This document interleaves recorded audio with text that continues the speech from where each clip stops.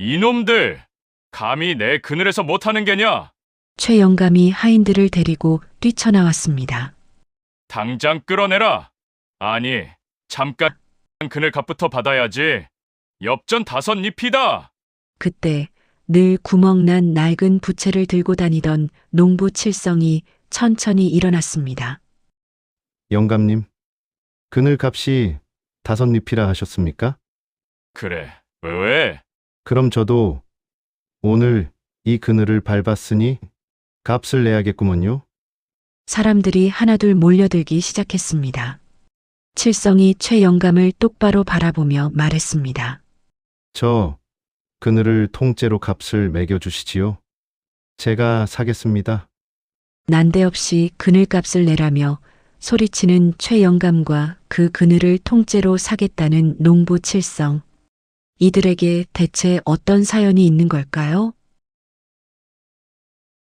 옛날, 아주 먼 옛날, 경상도 어느 산기슭 아래 오막살이 몇 채가 옹기종기 모여 있는 작은 마을에 사람들이 평생 기억에서 지우지 못할 만큼 독한 가뭄이 든 해가 있었습니다.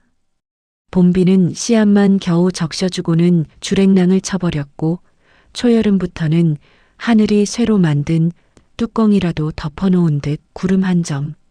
비집고 들어올 틈이 없었으니 논바닥은 어느새 갈라진 자리마다 입을 쩍 벌리고 하늘을 향해 비를 구걸하는 꼴이었지요. 사람들은 그늘이라는 그늘엔 다 들어앉았지만 그 그늘도 땀을 식혀주기는커녕 내리쬐는 햇볕을 잠시 피하는 것에 불과하였으니 마을 전체가 가마솥 안에 갇혀 천천히 익어가는 여름이었습니다. 그런데 이 마을에는 가뭄보다 폭염보다 더 독한 것이 하나 있었습니다. 마을 사람들은 그것을 최영감이라 불렀지요. 최영감은 마을 어귀에서 가장 크고 번지르르한 기와집에 살며 마을 논밭의 절반을 소작지로 거느리고 한 손에는 마을 사람들의 빚이 빼곡히 적힌 장부를 끼고 다니는 위인이었습니다. 기름진 얼굴에 비단옷을 걸치고 눈을 가늘게 뜬 채 담장 너머로 마을을 내려다보는 것이 그의 일과였는데 사람들은 그 눈길을 두고 독수리가 병아리 노리는 눈빛이라 수군댔지요. 가뭄이 더욱 깊어지던 그의 6월, 최영감은 마을 사람들이 수십 년을 함께 써온 공동 우물에 말뚝을 박고 울타리를 쳐버렸습니다. 그리고 하인을 세워두고는 물 한 바가지에 엽전 한 입씩을 받기 시작하였으니 우물 앞에 줄 선 사람들의 얼굴에서 분노와 체념이 번갈아 지나갔지만 어디 호소할 곳도 없었습니다. 설령 관아에 달려간들 최영감의 금덩이가 이미 사또의 손에 먼저 들어가 있을 게 뻔하였으니까요. 바로 그 마을에 칠성이라는 농부가 살고 있었습니다. 허름한 배적삼에 땀방울이 마를 날 없는 사내였는데 한 가지 눈에 띄는 것이 있었으니 손에 늘 구멍이 뻥 뚫린 낡은 줄부채를 쥐고 다닌다는 것이었습니다. 살이 두어 군데 부러지고 한가운데 구멍까지 난 그 부채는 아무리 붙여봐야 시원하기는커녕 손목만 아픈 물건이었지요. 그런데도 칠성은 그것을 버리지 않고 늘 품에 넣고 다녔으니 마을 사람들은 저 사람이 가난에 쪄서 좀 이상해진 것인지 아니면 자기들이 모르는 무언가를 알고 있는 것인지 도무지 종잡을 수가 없었습니다. 그날도 해는 불덩어리처럼 중천에 떠 있었습니다. 최영감네 대문 옆에는 수백 년 묵은 느티나무 한 그루가 서 있었는데 그 나무가 들이우는 그늘은 마을에서 가장 시원한 자리로 소문난 곳이었지요. 마을 사람들이 새참을 먹고 장에서 돌아오는 나그네들이 땀을 식히던 그 자리에 최영감은 그의 여름 사유지 출입 금지 팻말을 박아두고 그늘에 발을 들이는 사람이 보이면 하인을 내보내 쫓아버리기 시작하였으니 지나가는 나그네들이 그 팻말 앞에서 한숨을 쉬고 먼 길을 돌아가는 것이 그 여름의 풍경이 되었습니다. 칠성이 지게를 지고 최영감네 담장 앞길을 막 지나던 참이었습니다. 길 한복판에 사람이 쓰러져 있었습니다. 달려가 보니 나이 드신 눈먼 노인이었지요. 광대뼈가 앙상하게 드러난 얼굴에는 식은 땀이 줄줄 흘렀고 숨은 겨우 붙어 있었지만 입술이 새하얗게 변해 있었으며 노인이 쓰러진 자리는 공교롭게도 최영감네 느티나무 그늘 바로 안쪽이었습니다. 칠성은 지게를 내팽개치고 쪼그려 앉아 노인의 등을 쓸어내렸습니다. 바가지에 물을 떠다 바짝 마른 입술을 죽여주는데 갑자기 대문이 쾅 열리며 최영감이 비단옷을 휘날리며 뛰쳐나왔습니다. 이놈들, 내 그늘에서 뭣들을 하는 것이냐? 하인 둘이 몽둥이를 들고 따라 나왔지요. 최영감의 눈에 쓰러진 노인은 보이지도 않는 듯 했습니다. 오직 자기 그늘이 무단으로 사용되고 있다는 것, 그것만이 문제였으니까요. 저 노인네 당장 끌어내. 아니, 잠깐 그늘값부터 받아야지. 엽전 5잎이다. 몽둥이가 올라가는 순간 칠성이 벌떡 일어섰습니다. 영감님, 잠깐만 기다려 보시지요. 목소리는 높지 않았습니다. 오히려 너무 차분해서 영감도 하인들도 순간 멈출 수밖에 없었지요. 내가 이 노인의 그늘 값을 치르겠습니다. 그런데 영감님, 그늘 값이 얼마라 하셨소? 최영감은 눈을 가늘게 떴습니다. 5잎이라 했다. 5잎이라. 그런데 영감님, 저도 오늘 이 길을 지나며 잠깐 그 그늘을 밟았으니 저도 값을 치러야겠지요. 그러면 모두 10잎이겠구먼요. 길가에 사람들이 하나둘 모여들기 시작했습니다. 그런데 영감님, 제가 한 가지 여쭤봐도 되겠소이까? 이 그늘 오늘 하루만 있는 것이요? 아니면 이 나무가 서 있는 동안은 계속 있는 것이요? 최영감의 눈이 반짝였습니다. 당연히 나무가 있는 한 그늘은 계속 있지. 그게 어쨌다는 것이냐? 칠성이 천천히 그 구멍난 쥐부채를 꺼내 붙이며 말했습니다. 그러면 영감님, 저 그늘을 통째로 값을 매겨주시지요. 제가 사겠습니다. 그 한마디에 길가에 모여든 마을 사람들 사이에 서늘한 정적이 흘렀습니다. 최영감의 입가에 비릿한 웃음이 번졌습니다. 저 구멍 난 부채나 붙이고 다니는 가난뱅이 농부가 그늘을 사겠다고? 그는 눈곱만큼도 의심하지 않았지요. 허허, 좋다. 사고 싶다면 팔아주마. 땅 한마지기가 쌀 20가마니. 문서로 남기고 싶으면 각서도 써주지. 마을 사람들의 숨이 멎었습니다. 쌀 20가마니라면 칠성이 3년을 굶어야 모을 수 있는 돈이었으니까요. 누군가 뒤에서 칠성의 소매를 잡아 끌었지만 칠성은 그 손을 가만히 떼어내며 최영감을 똑바로 바라보았습니다. 잠시 구멍난 부채를 내려다보는 칠성의 얼굴에 아주 짧은 무언가가 스쳐 지나갔습니다. 두려움인지 결심인지 아니면 전혀 다른 어떤 것인지 그건 칠성만이 알 수 있었지요. 좋습니다, 영감님. 각서를 씁시다.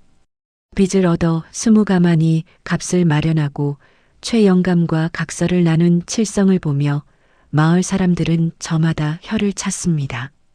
더위를 단단히 먹었다느니 제 집 살림도 쪼들리는 판에 전 재산으로 그늘을 샀으니 이제 굶어 죽게 생겼다느니 수군거림이 그치지 않았지요.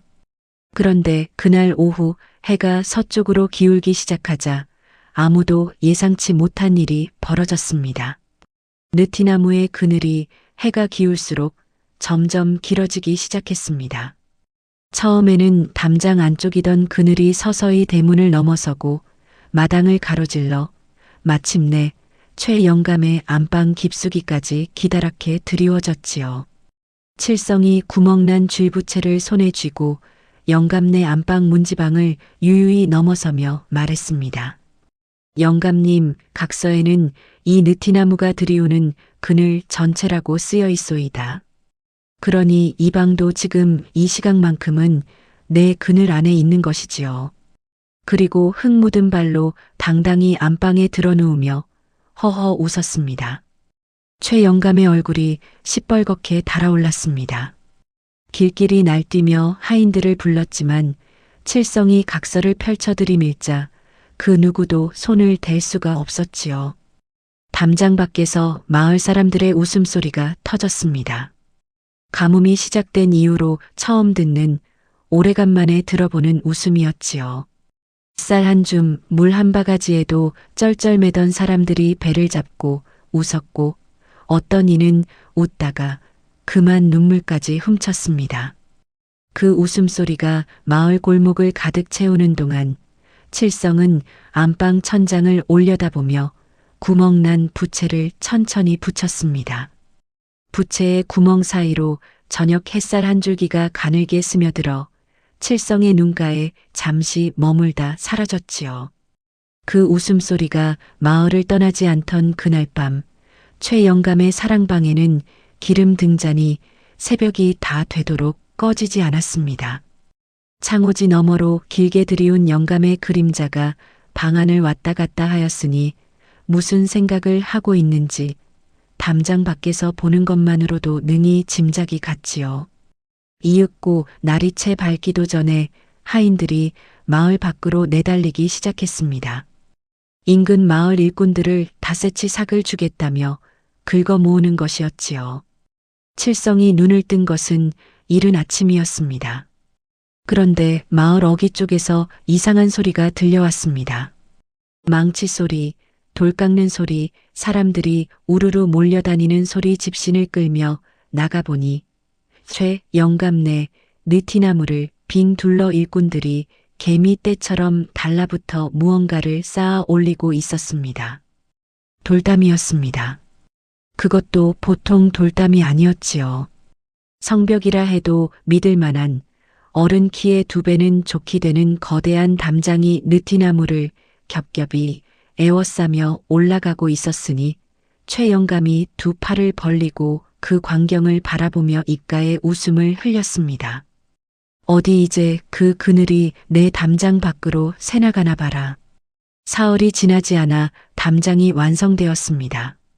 그리고 담장이 완성되던 날 최 영감은 하인들에게 도끼를 들려 느티나무 위로 올려보냈습니다. 가지를 다듬는 것이 아니었지요.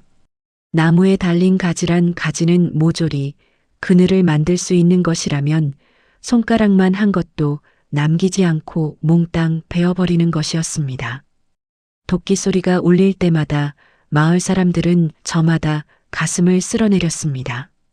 수백 년 묵은 느티나무가 팔다리를 하나씩 잃어가는 것을 보는 것 같아서였지요. 굵은 가지 하나가 떨어질 때마다 땅이 울렸고 그 울림이 발바닥을 타고 가슴 안쪽까지 닿는 것 같았습니다. 마침내 마지막 가지가 땅에 떨어졌습니다. 쿵 하는 소리와 함께 먼지가 일었습니다. 그 먼지가 가라앉고 나자 수백 년을 살아온 느티나무는 팔다리를 다 잃은 채 앙상한 기둥만으로 거대한 돌잠 안에 갇혀 서 있었습니다. 그늘은 한 뼘도 담장 밖으로 나오지 못했지요. 칠성이 그 담장 앞에 섰습니다. 얼마나 서 있었는지 모릅니다. 사람들이 하나둘 흩어지고 도끼 소리도 멎고 최 영감의 웃음소리도 대문 안으로 사라지고 난 뒤에도 칠성은 그 자리를 떠나지 못했습니다. 빚을 내어 마련한 20가마니까 그것이 이렇게 끝나버렸다는 것을 발바닥으로 서 있는 땅이 알고 손에 쥔 구멍난 부채가 알고 그러나 입 밖으로는 아무 말도 나오지 않았지요. 칠성은 그냥 담장을 올려다보다가 이윽고 소리 없이 몸을 돌렸습니다. 돌아오는 길에 칠성은 자기 밭 앞에 멈추었습니다. 심어두었던 것들이 말라 꺾여 있었고 논바닥은 갈라진 채 그냥 죽어가고 있었지요. 칠성은 천천히 쪼그려 앉아 갈라진 흙 한 줌을 집어들었습니다. 손가락 사이로 부스러져 떨어지는 마른 흙을 한참 내려다보다가 손을 펴서 날려보냈지요. 흙먼지는 바람도 없는 공기 속에서 그냥 칠성의 발 앞으로 뚝 떨어졌습니다. 그런데 최 영감의 복수는 거기서 끝이 아니었습니다.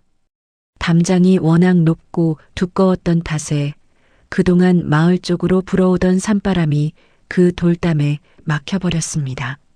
아침 저녁으로 마을을 식혀주던 그 바람이 담장에 부딪혀 방향을 틀어버리니 가뜩이나 숨막히던 마을 안이 더욱 뜨겁게 달아올랐지요. 거기에 더해 최 영감은 담장을 쌓으며 마을 쪽으로 흐르던 작은 물길 하나를 슬그머니 돌려버렸습니다. 우물값을 내지 못해 먼 개울까지 물을 기르러 다니던 사람들이 기대던 그 마지막 물길마저 막혀버린 것이었지요. 마을이 달라지기 시작한 것은 그로부터 며칠이 지나지 않아서였습니다. 처음에는 우물 앞줄이 예전보다 길어졌습니다. 다음에는 그 줄에 서 있는 사람들의 얼굴빛이 달라졌지요. 그 다음에는 아이들이 마당에서 뛰놀지 않았습니다. 그늘도 바람도 없는 뙤약볕 아래 그냥 드러누워 있었는데 이마에 손을 얹어보면 불덩어리였지요. 이웃집 노파는 사흘째 미움도 넘기지 못하고 누워 있었고 그 옆집 사내는 일을 나가지 못한 채 헛소리를 하고 있었습니다.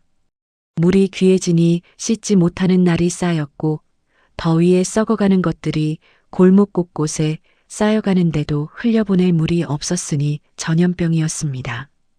하늘을 탓할 수도 없는 노릇이었습니다. 예전의 가뭄은 하늘이 비를 내리지 않아 생긴 것이었지만 이번 것은 사람이 일부러 물길을 막아 만들어낸 것이었으니까요. 그 사실이 더위보다 갈증보다 더 깊은 곳에서 사람들을 갉아먹었습니다. 마을 사람들이 하나씩 칠성을 찾아오기 시작했습니다. 칠성이 우리가 져야 하는 것 아니겠냐? 저 독한 영감을 이길 재간이 없어. 맞아. 차라리 딴 데 가서 새로 시작하는 게 낫지. 여기 있다가는 다 죽어. 그날 밤부터 보찜 싸는 소리가 마을 여기저기서 들렸습니다. 3대째 살아온 집을 등지고 조상 대대로 일구던 논을 버리고 어디로 가야 할지도 모른 채 보따리를 묶는 소리였지요. 칠성은 그 소리를 듣지 않으려 해도 담장 너머로 다 들렸습니다. 뒤척이다 새벽이 돼서야 겨우 눈을 감았지만 그마저도 잠이라 할 수는 없었지요.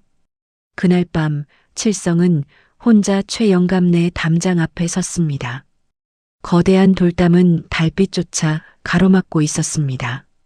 담장 이쪽은 어둡고 바람도 없는데 담장 너머 최 영감의 사랑방 불빛만이 담장 꼭대기를 가늘게 물들이고 있었지요. 칠성은 한참 그 불빛을 바라보다가 손에 쥔 구멍난 쥐부채를 꺼내 담장을 천천히 훑어보기 시작했습니다. 위에서 아래로, 아래에서 위로, 왼쪽 모서리에서 오른쪽 모서리까지 마치 저 돌담이 무언가를 숨기고 있는데 그것을 찾아내야만 하는 사람처럼 오래도록 서 있었지요. 그러다 부채의 구멍을 담장 꼭대기 위에 맞추었을 때였습니다. 구멍 사이로 하늘이 보였습니다. 달이 보였습니다. 그리고 달 옆으로 담장이 아무리 높아도 가리지 못한 별 몇 개가 그대로 빛나고 있었지요. 칠성은 숨을 한번 들이쉬고 그 별들을 가만히 들여다보았습니다. 어떤 담장도, 어떤 권세도, 어떤 금덩어리도 저 위의 것만은 사거나 막거나 가둘 수 없다는 것이 손바닥만 한 구멍 하나를 통해 밤하늘 가득 선명히 보였습니다. 칠성은 오래도록 그것을 들여다보았습니다. 들여다보는 동안 무언가가 천천히 바뀌어 가고 있었습니다. 담장 앞에 선 사람의 어깨가, 등이, 손에 쥔 부채가 처음과 조금씩 달라졌지요. 그것이 체념인지 결심인지 아니면 전혀 다른 무엇인지 어둠 속에 혼자 서 있는 사람의 얼굴은 달빛도 제대로 비춰주지 않았습니다. 이튿날 새벽 마을 사람들이 보찜을 들고 골목에 줄지어 섰습니다. 아이 손을 잡은 어미, 지팡이를 짚은 노인, 빈 지게를 진 청년 저마다의 얼굴에는 다시는 돌아오지 못할 것 같은 표정이 새겨져 있었지요. 그 앞에 칠성이 나타났습니다. 칠성이, 우리는 오늘 떠나기로 했네. 자네도 같이 가세. 칠성은 그 얼굴들을 하나하나 바라보았습니다. 보찜을 맨 어깨, 뒤를 돌아보지 못하는 눈, 아이의 손을 꼭 쥔 손가락들, 그것들을 다 보고 나서 천천히 손을 들어 사람들 앞을 막아섰습니다. 조금만 기다려 보시오. 목소리는 낮았지만 이상하게도 흔들림이 없었습니다. 사람들이 웅성거렸지요. 전 재산을 날리고 밤마저 죽어가는 사람이 무슨 수가 있다는 것인지 아무도 선뜻 믿지 않았습니다. 그런데 칠성의 얼굴을 가만히 바라보던 사람들이 하나씩 입을 다물기 시작했습니다. 어젯밤까지 그 얼굴에 있던 것이 지워져 있었습니다. 체념도 허탈함도 아닌 전혀 다른 무언가가 그 자리를 채우고 있었는데 설명할 수는 없었지만 그 얼굴을 보고 있으면 이상하게도 보찜을 내려놓고 싶어졌지요. 보찜이 하나씩 땅에 내려앉았습니다. 칠성은 구멍난 쥐부채를 손에 쥐고 몸을 돌렸습니다.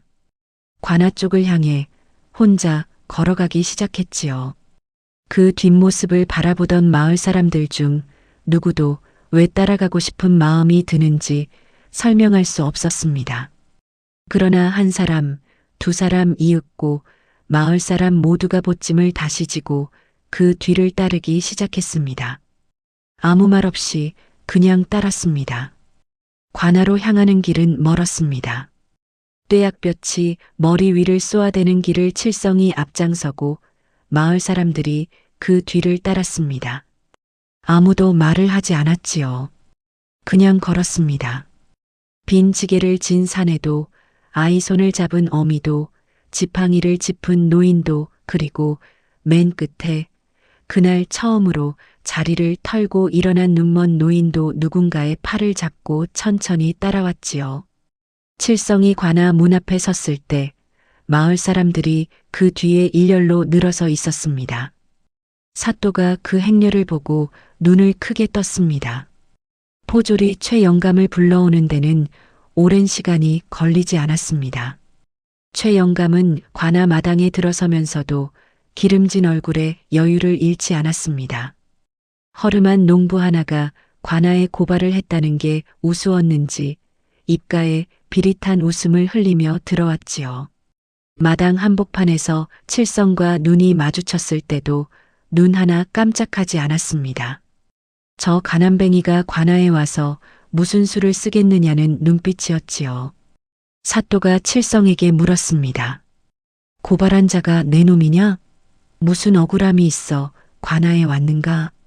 칠성은 천천히 앞으로 나서며 허리를 굽혔습니다. 그리고 품에서 접힌 종이 한 장을 꺼내 두 손으로 올렸지요. 사또님, 이것이 저와 저 영감 사이에 쓴 각서이옵니다.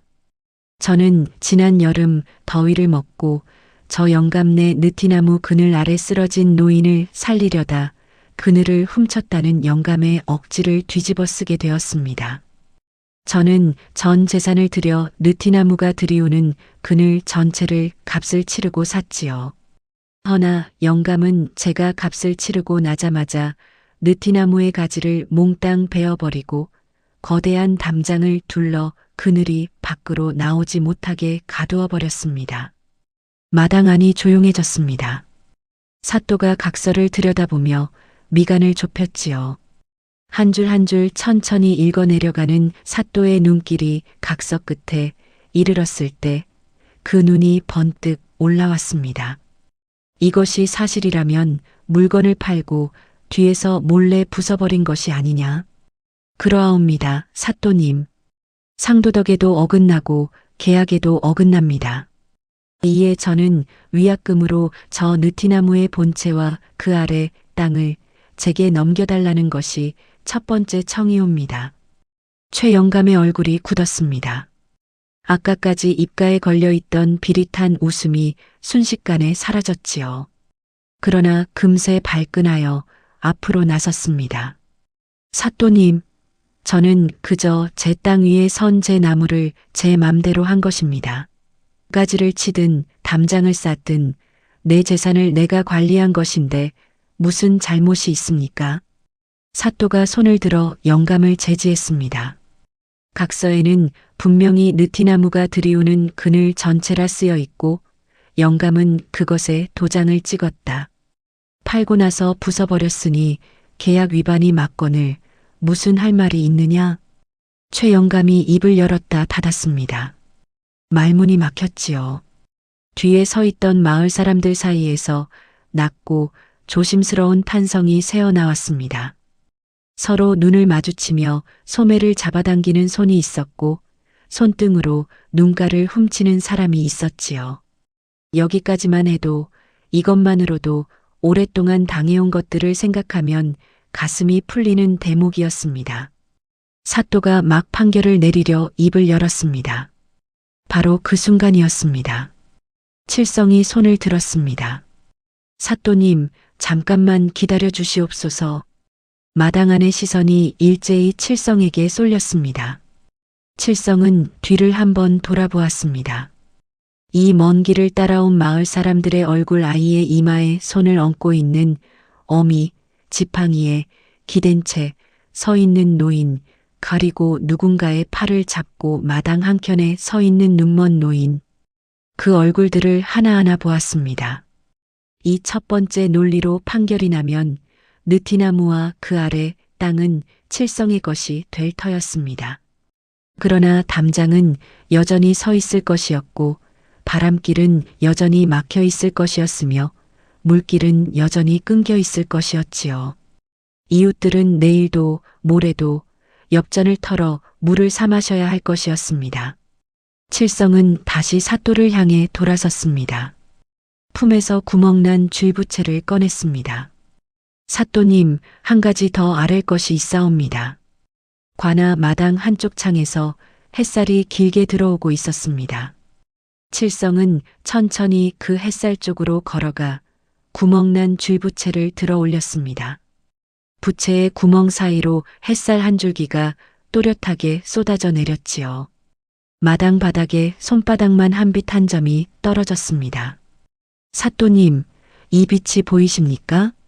사또가 그 빛을 내려다보았습니다. 저 영감은 자기 땅의 나무와 그 가지를 제 맘대로 하였다 했습니다. 그러하지요. 그러나 사또님, 그늘이란 것이 나무 혼자서 생겨나는 것이옵니까? 저 하늘에 해가 있어야, 그 해가 내리쬐어야 비로소 나무 그늘이 생기는 법이옵니다. 마당이 고요해졌습니다. 저 영감이 쌓은 만리장성 같은 담장은 나무의 가지를 베고 그늘을 가두었습니다. 그러나 사또님, 그것이 다가 아니옵니다. 저 담장은 마을로 불어오던 하늘의 바람길을 막았으며 마을 사람들이 마시던 물길마저 끊어버렸습니다. 가뭄으로 신음하는 백성들이 기댈 마지막 바람과 물을 저 혼자 틀어막은 것이지요. 마당 뒤쪽에서 마을 사람들이 숨을 죽였습니다. 누군가의 손이 옆 사람의 손을 꽉 쥐었지요. 칠성이 부채를 더 높이 들어 마당 안 햇살을 가르며 외쳤습니다. 사또님, 하늘의 해는 임금님의 것이옵니다. 바람과 물은 하늘이 백성에게 내린 것이옵니다. 저 영감은 담장 하나로 임금님의 해를 가로막고 하늘이 내린 바람길과 물길을 사유물로 삼았습니다.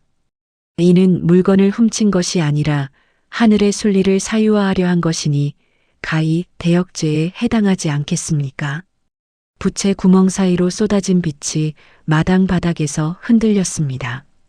사또가 무릎을 탁 쳤습니다. 기막힌 논리로다. 최 영감의 얼굴이 새하얗게 변했습니다. 입을 열었지만 말이 나오지 않았지요. 반박할 논리가 없었습니다. 하늘의 해를 샀다고, 바람을 샀다고, 물길을 막을 권리를 샀다고 그 어떤 장부에도 그 어떤 계약서에도 쓸 수 있는 말이 아니었으니까요. 그 기름지던 얼굴에 처음으로 진짜 공포가 번졌습니다. 눈이 흔들렸습니다. 마을 사람들을 향해 눈길이 한 번 갔다가 사또를 향해 갔다가 다시 칠성을 향해 갔지요. 그러나 어느 쪽에서도 구원이 오지 않았습니다. 평생 남의 눈 안에서 공포를 보며 살아온 사람의 두 눈 안에 생전 처음으로 자기 자신의 공포가 가득 들어찼습니다. 사또의 판결은 길지 않았습니다. 최 영감은 상도덕을 저버리고 계약을 위반하였으며 하늘의 순리로 백성에게 돌아가야 할 바람과 물길을 사사로이 막은 죄를 지었으니 담장을 즉시 허물고 재산을 몰수하여 피해를 입은 마을에 나누어 줄 것이며 이 고을에서 영구히 추방하노라. 포졸들이 최 영감의 양팔을 잡았습니다. 그 순간 번지르르 하던 비단옷이 포졸의 소나기에 구겨지자 마을 사람들 사이에서 무언가가 터졌습니다. 참고 참았던 것이, 오래도록 눌려있던 것이 그 한순간에 한꺼번에 터져 나왔지요. 어떤 이는 웃었습니다. 어떤 이는 울었습니다. 웃다가 우는 사람도 있었고 울다가 웃는 사람도 있었습니다. 아이들은 영문도 모른 채 어른들의 웃음소리에 따라 웃었지요. 최 영감이 포졸에게 이끌려 관아문을 나서는 그 뒷모습을 마을 사람들은 끝까지 눈을 떼지 않고 바라보았습니다. 마을의 논밭 절반을 거느리고 우물을 틀어막고 바람길과 물길까지 막았던 사람의 뒷모습이 관아문 너머도 천천히 사라지는 것을요. 담장을 허무는 것은 하루가 걸리지 않았습니다. 첫 번째 돌이 빠졌습니다. 긁히는 소리, 어긋나는 소리, 돌이 땅에 떨어지는 둔탁한 소리. 마을 사람들은 그 소리 하나하나를 그냥 들었습니다. 귀로 듣고 발바닥으로 느끼고 가슴으로 받았지요. 두 번째 돌이 빠졌습니다. 세 번째, 네 번째, 그리고 담장 한켠에 사람이 지나갈 만한 구멍이 뚫리던 그 순간이었습니다. 바람이 들어왔습니다. 수십 일을 담장에 막혀 갇혀 있던 산바람이 그 구멍 사이로 쏟아져 들어왔습니다. 마당에 서 있던 사람들의 땀 젖은 이마와 목덜미를 한꺼번에 쓸고 지나갔지요. 아이들이 눈을 감았습니다. 노인들이 눈을 감았습니다. 어른들이 눈을 감았습니다. 아무도 말하지 않았는데 어느 한쪽에서 훌쩍이는 소리가 들렸지요. 담장이 더 무너지자 막혔던 물길이 돌아왔습니다. 처음에는 흙 사이로 스미는 소리만 났습니다. 그 다음에는 실처럼 가는 물줄기가 보였지요. 그 다음에는 손가락만큼 이윽고 콸콸 마을 쪽으로 물이 흘러들기 시작했습니다. 갈라진 논바닥에 물이 스며드는 소리가 났습니다. 아이 하나가 먼저 달려가 맨발로 그 물에 첨벙 발을 담갔습니다. 차가운 물이 발등을 덮는 순간 아이가 돌아보며 웃었지요. 그 웃음을 보고 어른들도 달려갔습니다. 느티나무는 여전히 가지가 없는 채로 서 있었습니다. 그러나 이제 그 앙상한 기둥이 담장 안에 갇혀 있지 않고 마을 사람들이 다 볼 수 있는 자리에 서 있었지요. 내년이면 새 가지가 돋아날 것이었습니다. 그 가지에 잎이 달리면 그늘이 다시 생겨날 것이었고 그 그늘은 이번에는 아무도 값을 매길 수 없을 것이었지요. 저녁이 되어 마을이 조용해질 무렵 칠성은 집 앞 평상에 걸터 앉았습니다. 구멍난 쥐부채를 손에 쥐고 천천히 붙였습니다. 구멍이 있어도 바람이 들어왔습니다. 아니, 어쩌면 구멍이 있었기 때문에 바람이 지나가고 있었지요. 옆에 누가 와서 앉았습니다. 그날 느티나무 그늘 아래 쓰러져 있던 눈먼 노인이었습니다. 노인은 아무 말 없이 칠성 곁에 앉아 얼굴로 바람을 받았습니다. 눈은 보이지 않아도 바람은 느낄 수 있었으니까요. 마을 사람들이 하나둘 평상 곁으로 모여들었습니다. 누군가 막걸리 한 사발을 내왔고 누군가 부침개를 부쳐왔지요. 아이들이 물길 옆에서 첨벙거리며 뛰놀았습니다. 그 웃음소리가 저녁 골목을 가득 채웠지요. 칠성은 구멍난 부채를 들어 올려 저무는 하늘을 올려다보았습니다. 구멍 사이로 별 하나가 보였습니다. 어제도 그제도 담장이 서 있는 동안에도 그 별은 저 자리에 있었겠지요. 담장이 막을 수 있는 것은 결국 땅 위의 것들 뿐이었고 하늘의 것은 언제나 그 자리에 있었습니다. 다만 그것을 볼 수 있는 구멍을 찾지 못했을 뿐이었지요. 칠성이 허허 웃었습니다. 바람이 또 불어왔습니다.